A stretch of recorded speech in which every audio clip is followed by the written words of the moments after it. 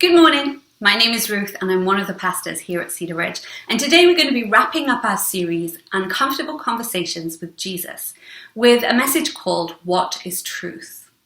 We're going to be looking at the story we just heard of Jesus being questioned by Pontius Pilate.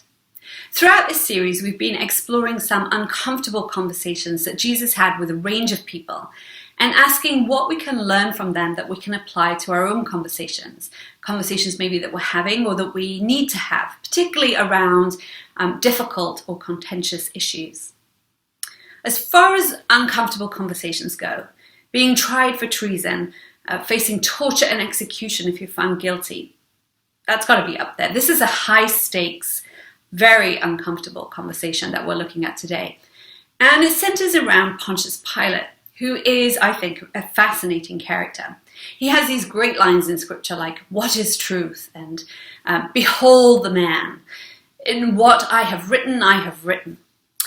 But he's presented a little differently in each of the gospel accounts, which may reflect the different sources that the authors use, but it also reflects the audience that the gospel was being written for and their particular relationship to Rome.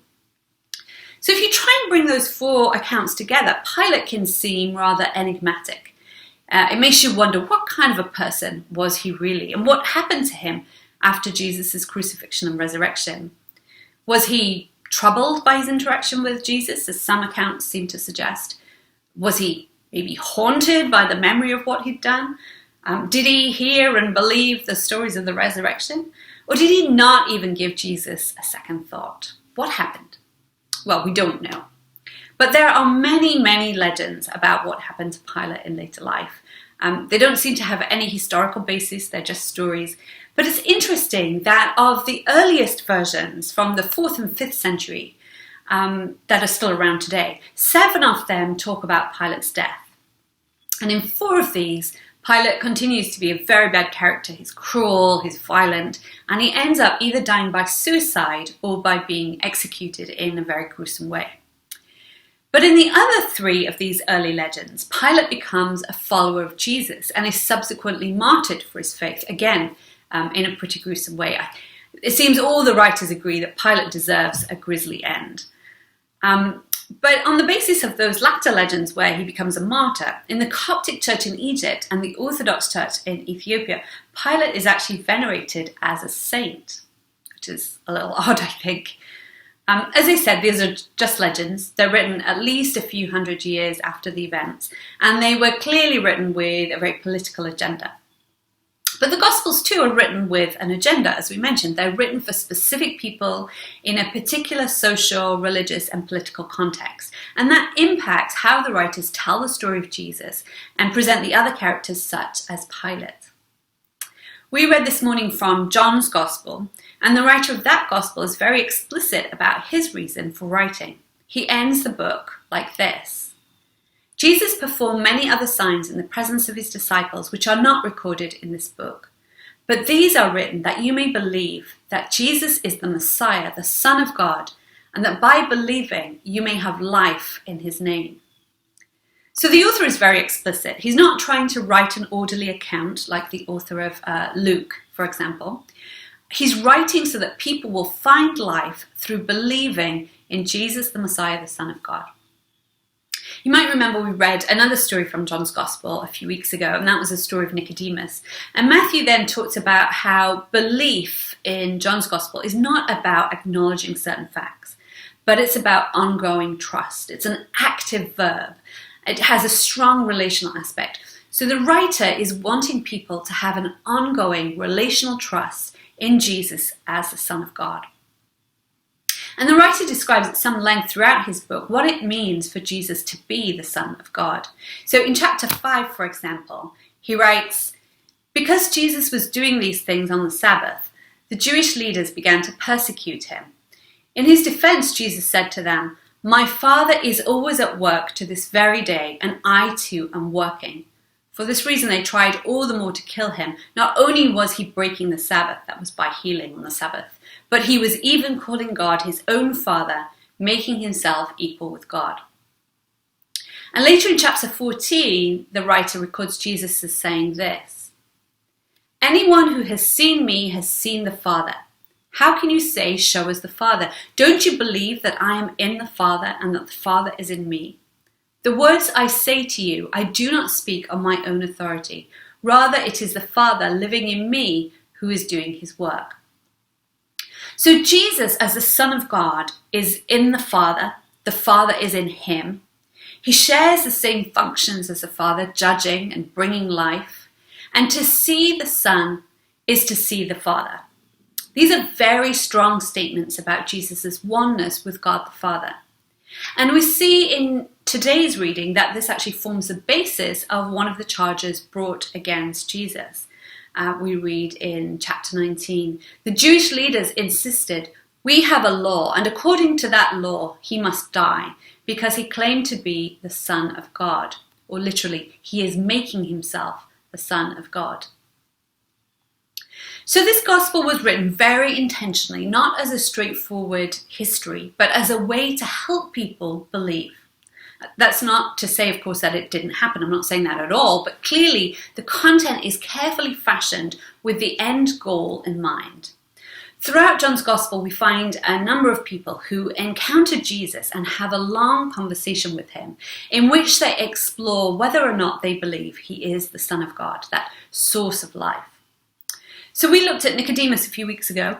Other stories in John's gospel include the woman at the well, the man born blind, Mary and Martha, Peter, and others. Sometimes it's just a discussion with the crowd. But these are all conversations in which people are thinking through, is Jesus the Messiah, the Son of God? And the point of the conversation is never to gain knowledge or to learn good theology, but it's to understand who Jesus really is and to trust in Jesus in a relational way and so experience real life. In many of these conversations in John's Gospel, people misunderstand what Jesus is talking about. We saw that in the story of Nicodemus. When Jesus told him he needed to be reborn, Nicodemus asked how anyone could re-enter their mother's womb. Jesus tells the woman at the well in the next chapter that he can give her living water, and she responds, "But you haven't got a bucket." Jesus tells Martha her brother Lazarus will rise from the dead, and she says, "Yes, on the last day," and so on. People misunderstand what Jesus is trying to say in many of these conversations. And at the end of the conversation, some people get it and some people don't. And the writer of John seems quite dualistic. You either get it or you don't. You either belong to the light or the darkness. You're born of spirit or you're born of flesh. You're from above or you're from this world, and so on. There is very little room for grey in this gospel. No one is really neutral. That doesn't seem to really be an option for this writer.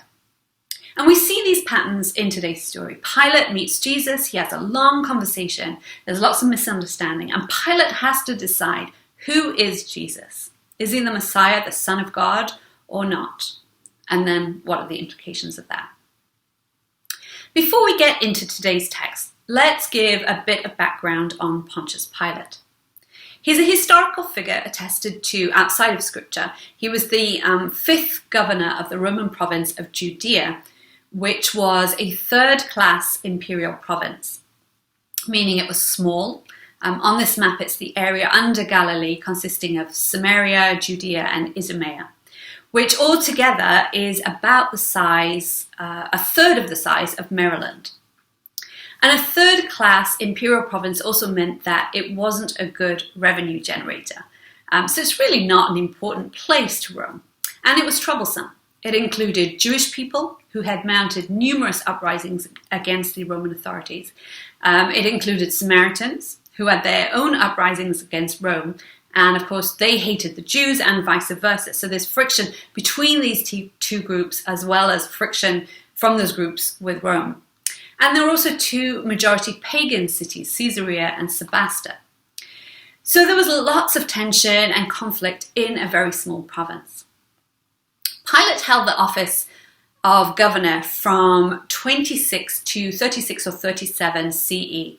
So he had about 10 years in office, which was actually a long time. Most governors moved on after 2 to 4 years. But Tiberius, who was emperor at the time, saw no reason to move people around as long as they were doing a reasonable job.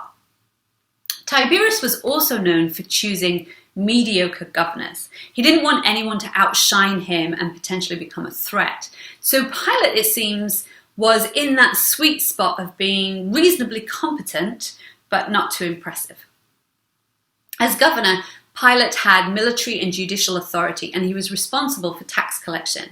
But he had very few staff to get the job done. As a third-class province, there was only a very limited Roman presence. The soldiers would have been auxiliary troops, meaning that they weren't Roman citizens.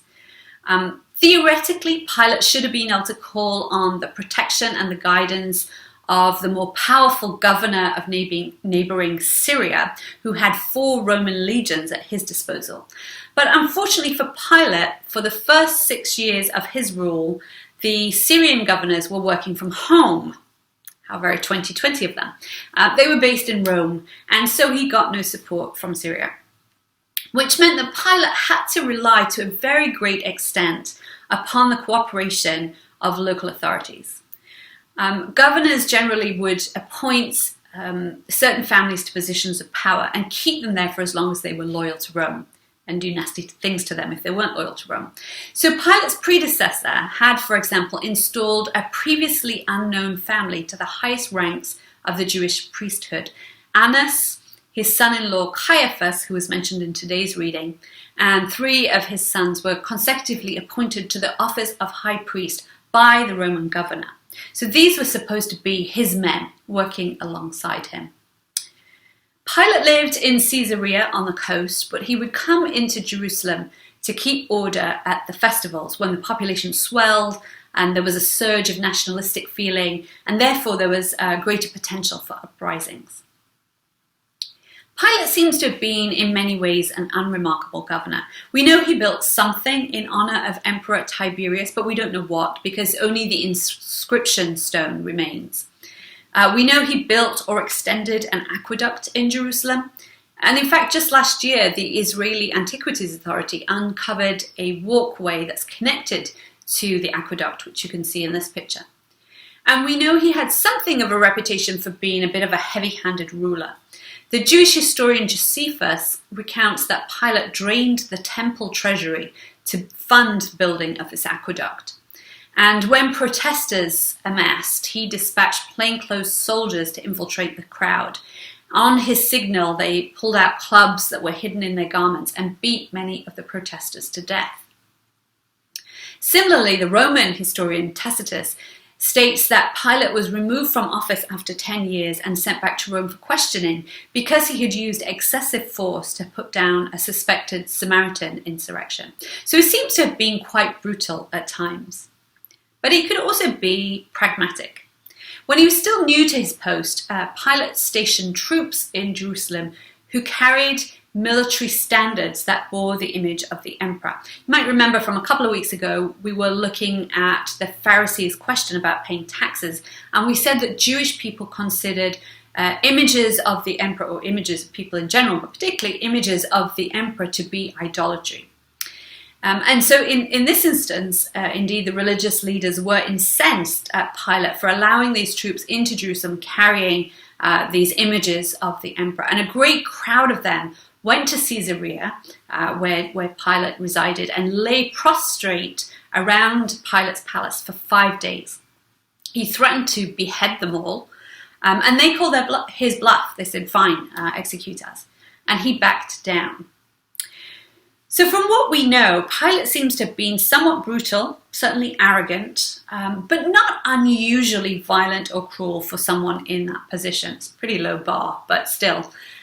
He seems to have learnt during his time as governor to be at least somewhat sensitive to religious customs, Jewish religious customs, so as to avoid trouble. And although he clearly despised the Jewish religious leaders, he also worked with them. As we mentioned, he really didn't have an option. And we see all these dynamics at play in today's passage. And we'll see the animosity between Pilate and the Jewish religious leaders. But we also see that they are working together to deal with Jesus. In fact, in the story of Jesus' arrest in John's Gospel, the writer says this: Judas had promised to betray Jesus, so he went to the garden with some Roman soldiers and temple police who had been sent by the chief priests and the Pharisees. They carried torches, lanterns, and weapons. So they were Roman soldiers. Pilate would have had to authorize the use of Roman soldiers to arrest Jesus. So the gospel writer is making it explicit that they are working together on this, although they clearly don't like each other, and we'll look at that more in a minute. The story of Pilate and Jesus is set in 7 scenes, as can be seen in this cartoon version. Pilate moves outside to speak to the Jewish religious leaders in the first scene, then back inside to question Jesus, then back out, then as Jesus flogged in the 4th scene, then back out again, back in for one last set of questions, and then back out for a final time. This back and forth between the accusers and Jesus has been interpreted as representing how Pilate is vacillating, not knowing what to think and do. And that may well be the case. But this was also a well-known literary style of not having more than 2 characters or 2 groups of characters at a time in a scene. I'm not sure whether that was for dramatic effect or for the sake of clarity, but it was a well-known way of framing a story like this one. So we're going to briefly look at each of these 7 scenes, and then we're going to see what we can learn from it all. We've heard it read, so I'm not going to read it all again, but I'll put the text up on the screen in case you want to follow along, but you don't need to. So in scene 1, Jesus has just been questioned by Caiaphas, who you may remember is the Roman governor's appointed high priest. And then Jesus is taken to Pilate at his Jerusalem residence. We know he's there because it's the time of the Passover festival. And on this occasion, Pilate shows some religious sensitivity in coming out of the palace to meet the religious leaders so that they can stay pure or clean. Now, of course, there's a heavy dose of irony here. They are handing over Jesus to be executed, even though they know he's innocent. So the idea that going into the palace is what's going to make them unclean is, it's kind of laughable. Pilate had sent his soldiers to arrest Jesus, so he would be expecting the Jewish leaders, and he asked them what the formal charge will be. And their response to the Roman governor comes across as pretty insolent. They say, if he were not a criminal, we would not have handed him over to you. This sounds a little frustrated on their part, maybe. This is meant to be a joint operation. Presumably they had agreed that Jesus was a threat to the peace. So why the need for formal charges? Why can't they just have him executed? And Pilate's response is equally sharp. He says, you do it then. You take him yourselves and judge him by your own law. If that's what you want to do. Pilate knows they don't have the power to execute Jesus. And so he puts them in their place. He reminds them that he has judicial authority. He is the one who can judge Jesus. In scene 2, Pilate asks Jesus if he is the king of the Jews, which is apparently the formal charge, claiming to be the king of the Jews. But this is a question that can't be answered with a simple yes or no. A self-proclaimed king in the eyes of Rome is an insurrectionist, which Jesus is not. But king of Israel to the Jewish religious leaders is a claim to be the Messiah, which Jesus is, but not the kind of Messiah that they're anticipating. So either way, Jesus' understanding of what it means to be a king, what it means to have a kingdom, is something completely different to what he's been charged with. So Jesus starts to explain, my kingdom is not of this world. My kingdom is from another place. It's not in another place. He's not saying he's king of heaven somewhere else. The kingdom is among us. It's here. But it's from another place. It's a whole different way of being. But Pilate doesn't understand that.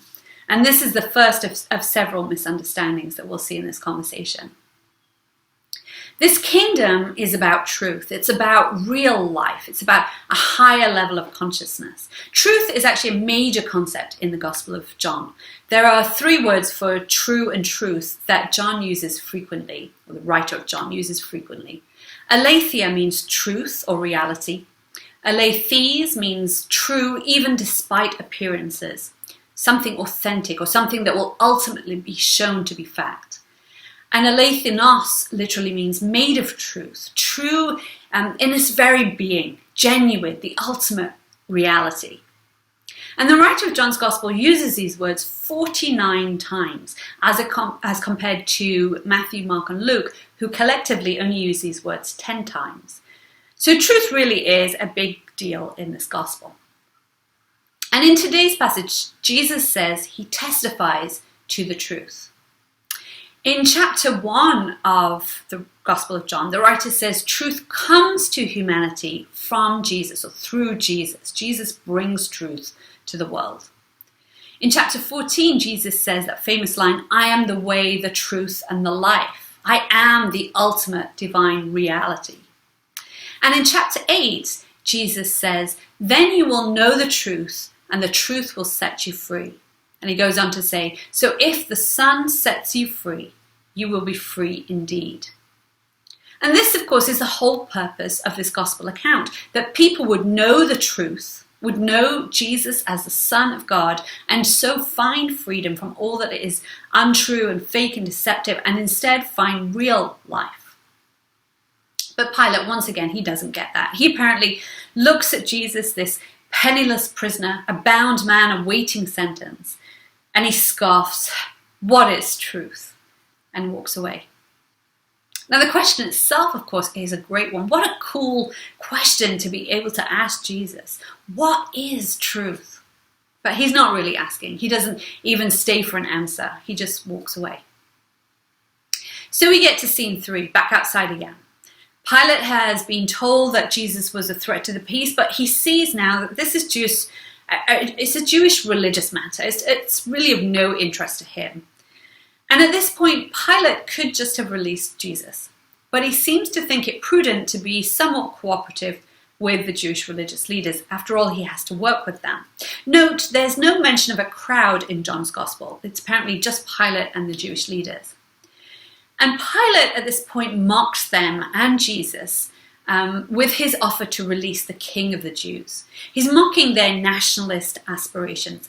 Passover is a festival that celebrates Israel's liberation from Egyptian oppression. It was all about this tiny enslaved nation rising up and overcoming the might of Egypt. And so we have this darkly ironic scene where the spokesman of mighty Rome, the occupying force of the day, offers the true Messiah to the religious leaders, offers the truth, the Son of God who sets people free, and they reject him. In scene 4, Pilate, who's just declared Jesus innocent, has him flogged. Actually, literally, it says Pilate flogged Jesus. It's the active voice. Now, of course, the Roman governor would not have done this dirty work himself, but the writer here is putting the responsibility squarely on Pilate's shoulders. He's fully culpable for this vicious act of fastening Jesus' hands to a pole, bearing his back, and whipping him. But Pilate had said Jesus was innocent, so probably this wasn't meant as punishment, but rather as torture intended to get a confession, to beat the truth out of him, as it were. Again, darkly ironic. And in the next scene, Pilate brings Jesus outside, again to mock the nationalist aspirations of the Jewish leaders through Jesus. Jesus, by this time, must have been a total mess physically. And on top of that, the soldiers have dressed him up as a king for a joke. Jesus is no threat to Rome. That's very evident. Look at him, says Pilate. Here is the man. Roman emperors were considered gods. This king is barely even a man. Is this what the Jewish people turn to in hope of liberation? What a joke. The Jewish religious leaders are quick to distance themselves from Jesus and they demand his execution.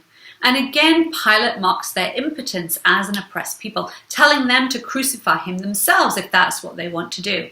But then the Jewish religious leaders change tactic.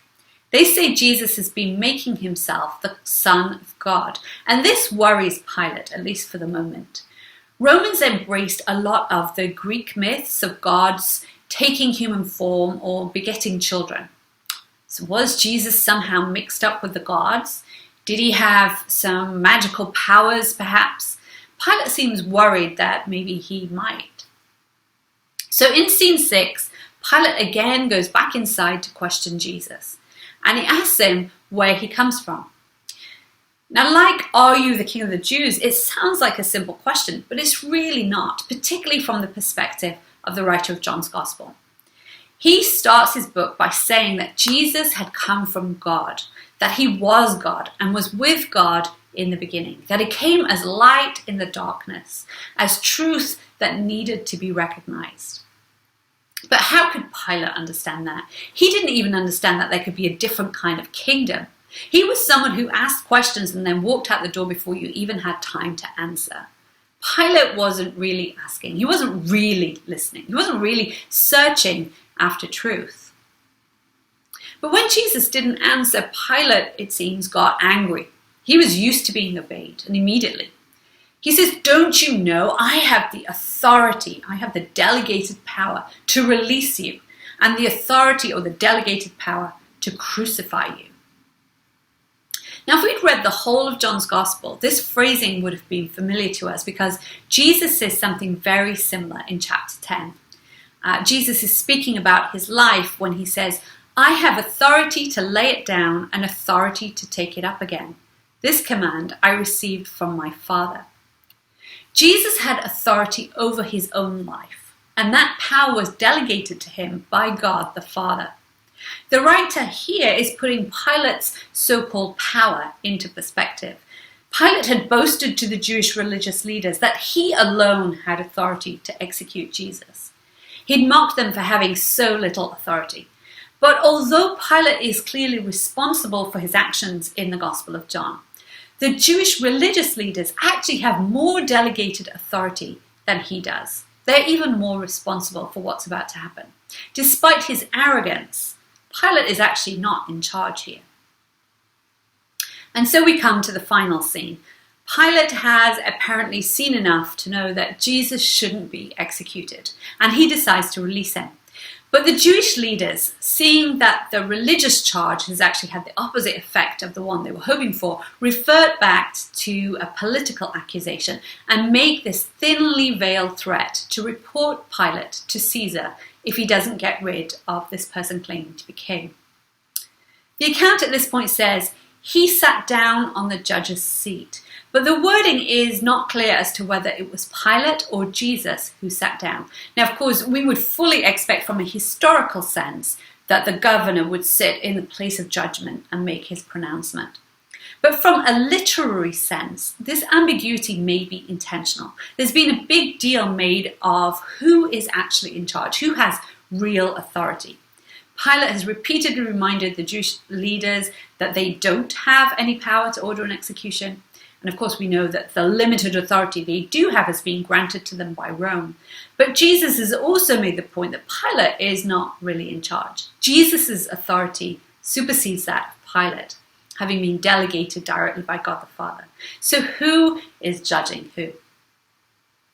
Well, any superstitious fear that Pilate might have had of Jesus being somehow mixed up with the gods seems to have been replaced by a more practical fear of having a negative report made to Caesar. And Pilate returns to his mockery, presenting to the Jewish leaders their king. And Pilate agrees to do as they ask, but he exacts a high price. He manipulates the leaders into admitting their allegiance to Rome. So at this holy time of the Passover, this sacred celebration of God's supremacy over earthly rulers, the chief priests declare, "We have no king but Caesar." This is a mic drop moment. This is a shocking statement, perhaps the most shocking statement possible for them to make. It's a total betrayal of God, a total betrayal of the Jewish religion and of the hopes of the Jewish people to be free from Roman oppression. We have no king but Caesar. Pilate has won. He's shown the religious leaders to be without principle, without honor, and he hands Jesus over to be crucified. This is a really powerful story, and Pilate is, I think, a fascinating character, but one that I'm sure we don't really identify with. I hope we don't, anyway. If anyone's thinking, oh, I had someone flogged just the other day, that would not be a good thing. So how do we relate to this story? What can we take away from it, particularly as it pertains to our own conversations? Well, first, maybe we can ask ourselves, Are we really looking for truth? Or perhaps, like Pilate, we are more interested in keeping the peace and maintaining the status quo. Because truth can be disruptive. Imagine for a moment what would have happened if Pilate, instead of scoffing what is truth and walking out the door, had instead sat down and said, "Tell me, Jesus, what is truth? What do you mean by truth?" What if he had genuinely listened and sought to honestly engage? How different would things have been? If he'd really been open to the truth, Pilate's whole life would have been turned on its head. Are we open to that? But of course, Pilate would never really listen to Jesus because he was a penniless foreigner, a prisoner, a Jew. What could he possibly know? Pilate arrogantly assumed that Jesus could have nothing to teach an important person like the Roman governor. How open are we to learning from unexpected sources? From people who maybe don't seem all that impressive to us, who don't have the credentials we look for, who don't speak like us or look like us, who don't share our worldview, don't share our religion even. Are we still willing to listen? Are we still open to learning from them? Second, are we willing to let go of control? Power and authority are major themes in this conversation. Who is in charge? Who gets to call the shots? Pilate seems to put an awful lot of value on his own authority. He is the one who gets to say what happens, not the Jewish leaders, and certainly not Jesus. But listening, really being open to learning, being open to change, means being willing to cede control. How many conversations have you had where you know that the other person is not really listening to you, where you can see that they're just waiting to give you their next response? They have a fixed idea of where the conversation needs to go and they're going to take it there. How many times have we done that too ourselves? Especially with polarized issues or sensitive issues like our religious beliefs or our thoughts on race or economics or politics, issues where we can quickly become very defensive. If our objective is to maintain control of the conversation, the chances are we won't learn anything. And maybe, back to my first point, we don't really want to learn anymore. Maybe we've become cynical, jaded.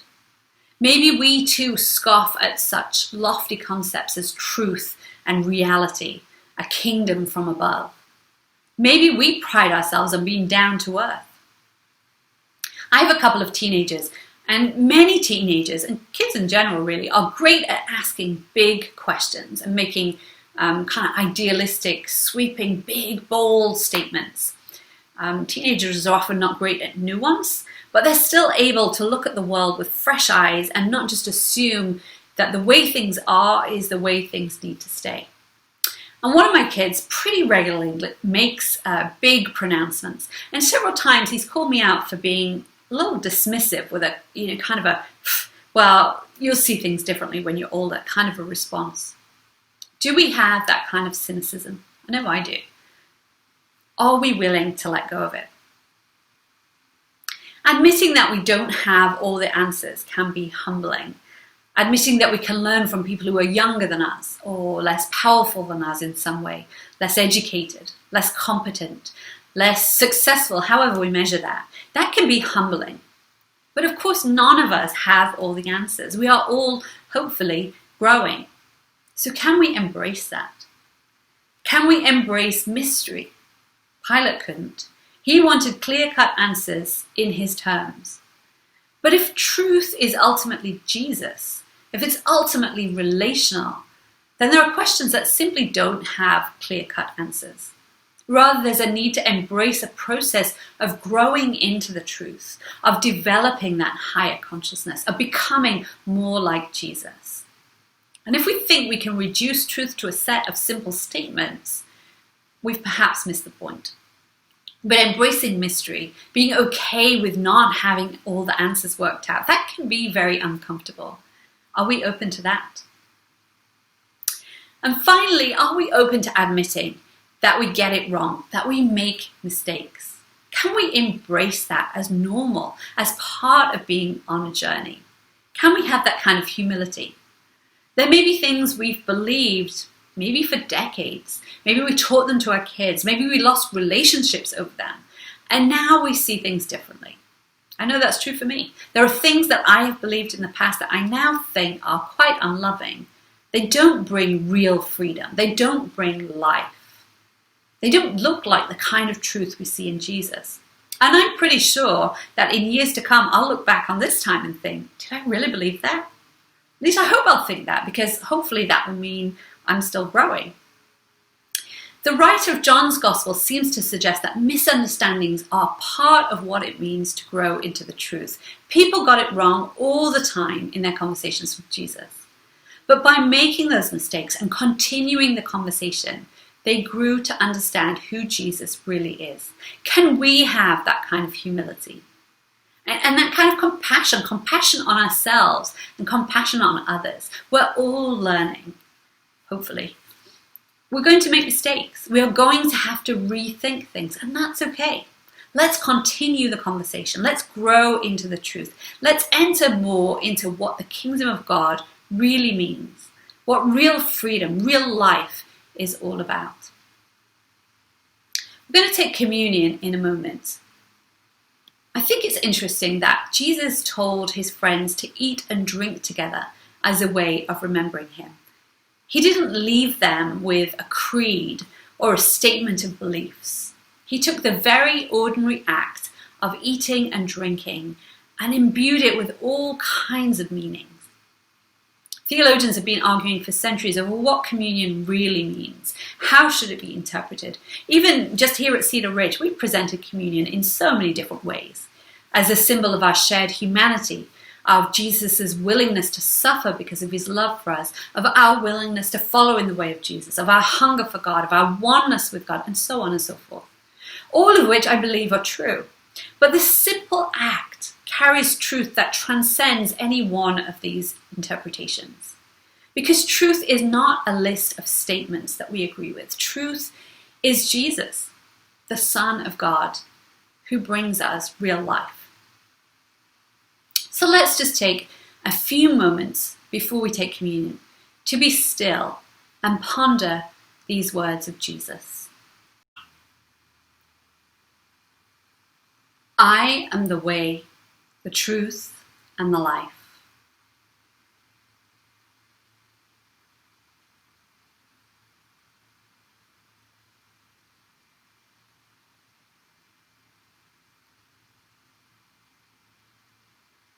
I am the way.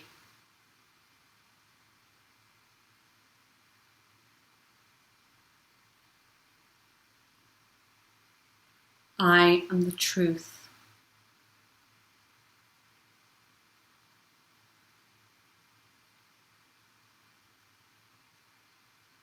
I am the life.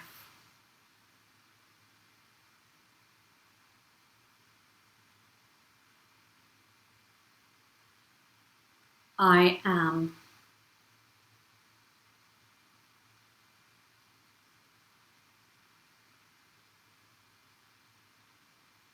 Amen.